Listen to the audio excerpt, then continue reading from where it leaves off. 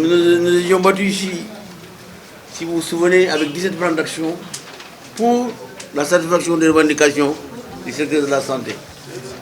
Le président de la République a bien voulu nous recevoir et régler un certain nombre de problèmes qui étaient liés surtout aux contractuels, etc. Donc on a pu régulariser les contrats. Malheureusement, il y avait dans le pipeline d'autres questions qui ne sont pas encore satisfaites, notamment la question principale, qui est la question du régime indemnitaire, qui concerne tous les fonctionnaires du Sénégal. Ces temps-ci, vous avez vu que les enseignants ont commencé à ruer dans les brancards et l'État a dit qu'il va mettre 69 milliards sur la table. Or, le président, lorsqu'il a reçu l'étude sur l'équilibre de la prime, des indemnités dans le système de rémunération, avait dit qu'on allait régler pour tous les fonctionnaires du pays. Entre-temps, les médecins, on les a sortis du lot, on les a donné 500 000, 300 000 par là. Les travailleurs des agricultures, on leur a extrait, on leur a donné. Et maintenant, ce sont les enseignants. Et le reste, notamment la santé, qui est le parent pauvre, malgré ce que nous faisons, ce que nous représentons dans ce pays, avec le combat contre la Covid. Si je vous dis que jusqu'à présent, il y en a qui n'ont pas reçu le prime de Covid, vous me direz que ce n'est pas possible. Donc vraiment, on se rend compte que finalement, ce secteur-là, il faut que nous remobilisons les troupes pour qu'on aille à l'assaut de l'État.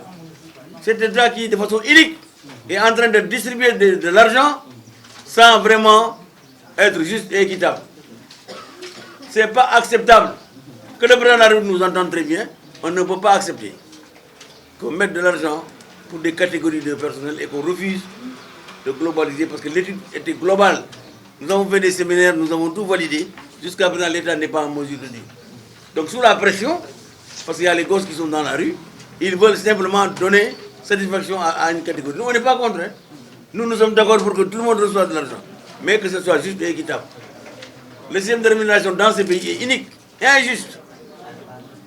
Il y en a qui reçoivent des heures supplémentaires de 1 million, 2 millions. Ce n'est pas juste. Pendant que ceux qui sont sur le terrain en train de travailler ne reçoivent pas. Donc c'est pourquoi Andegesem a tenu à vous entretenir de la situation. Nous avons un préavis de grève. Il va l'annoncer dans le cadre du plan d'action qui va être annoncé. Parce qu'on va reprendre la lutte. On est obligé. Parce que finalement, l'État là ne sait pas où il met les pieds. Nous accusons le gouvernement d'un manque de responsabilité, de sens de responsabilité. De jouer à cache-cache avec les travailleurs. Ce n'est pas sérieux. Tout le problème, même l'éducation, l'enseignement, si elle est dans la situation dans laquelle elle se trouve, c'est l'État qui est responsable. Il faut que ce soit clair. Vous êtes d'accord qu'on doit revoir les déterminations. On a donné des études. Et le président de la République, je me rappelle, l'année dernière, au 1er mai, il a dit « je n'augmenterai rien du tout ». Mais au nom de quoi? Lui à qui on a confié les destins de ce pays, il dit « je n'augmente rien ». Allez en grève comme vous voulez. Donc c'est une incitation à la grève. Si c'est ça qu'il veut, mais on va y aller au front. Parce que ça, c'est lui qui l'a dit. Mais il est là pour régler le problème des Sénégalais, pas autre chose. Nous n'est pas pour cajoler dans le sens du poil.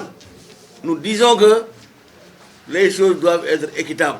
Cette période du 15 au 17 correspond à la période du dépôt de préavis parce que c'est le législateur qui demande de respecter 30 jours francs avant d'en arriver à la grève. Donc nous n'avons pas prévu de grève durant cette période parce que nous avons voulu nous confirmer donc, disons à la loi. Maintenant, la loi dit aussi que ces 30 jours francs doivent servir, à ouvrir des négociations pour faire en sorte qu'il n'y ait pas de grève.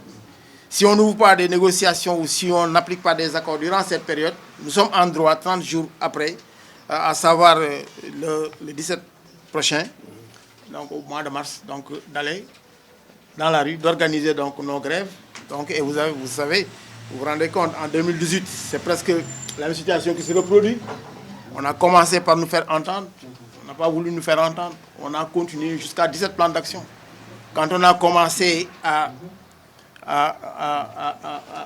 je ne sais pas quoi, là, à arrêter la vaccination, et à faire en sorte que les antigènes soient retournés, on a retourné les glacières, les motos et tout. C'est en ce moment que M. le Président de la République a réagi. Je pense qu'une seule minute ne doivent pas être perdus par un malade dans une structure.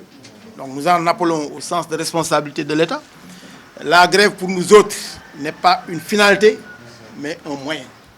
Mais qu'on nous épargne de tout cela, si vraiment on est imbu d'un sens de responsabilité, et si on a, disons, pitié pour nos pauvres patients, qui malheureusement souvent en font les frais.